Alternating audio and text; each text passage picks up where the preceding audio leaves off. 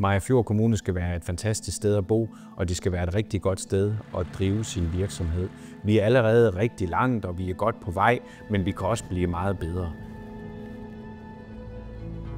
Jeg vender lidt på trafikken.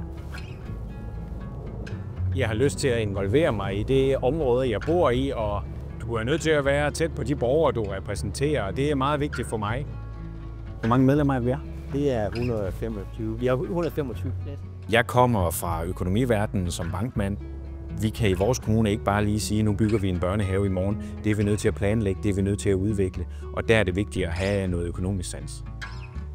Når man skal udvikle, så kan du ikke gøre alle tilfreds, men vi skal som byråd, og jeg skal som politiker, også turde tage de beslutninger, som jeg føler er nødvendige.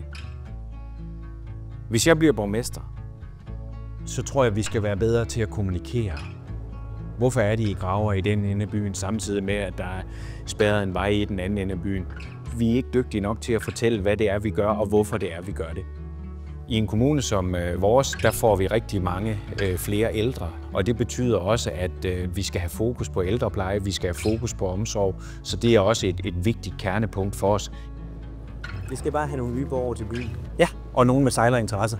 Jeg har alt sammen, at vi skaber sejlerinteresse. Ja, lige præcis. Jeg vil gøre alt, hvad jeg kan for at udvikle vores kommune i en god og en positiv retning.